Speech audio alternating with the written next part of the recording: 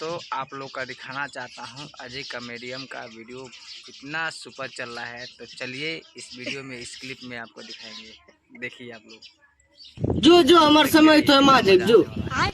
अच्छा ये बताई केकरा से ना गलती होला? हाँ हमारे सोला चला जा।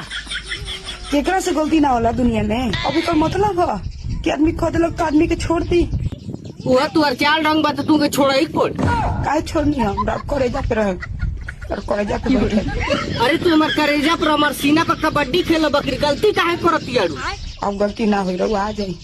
ये बताओ दो चार मिला रोज हमसे मिले आवता ना कौन वही बीच में कौन जरूर भोज पदले गलती से पात देनी है तो गलती से पाते लू तो तन धीरे से पाते ले रह तू। हम कोशिश करिए धीरे से छोड़े के, कस के छूट गए फट फट फट फट।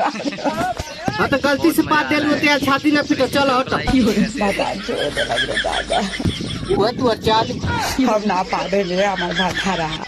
अरे हमारे बता रहा जब जब पादा तन हो जाता लफड़ा पादा तू अब हम घरे और ना आई अब ना पा दे। अरे पादा हो अभी कवर पादा दिन में ना पदास आवेला, रोटिए के पदास आवेला। एक तो थकल आवे आ सुतले मार दे भूखा पड़ो ये भोज ये हमार भात आ जाए ना पा दे। ना एक काम करो बोल बर्बाद लो तब बोलिए बात देनी है तेरे खिसिया के भाग करनी है। हम खुद गलतीदार बनी ला के धो देनी 1 किलो मुरैया हुआ खा खा मारे लू खोप रही भोज भाई ना पा देनी हमारे करेजा भातार हमारे धनिया आ जाए हमारे भातार और हमार मांग टिक ले बानी। मांग टिकले बानी तो दहेज में तुअर पाद सुनी और जीवन बीमा हो।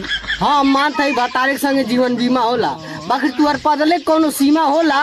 तेरा बाबा फिर पद का एदा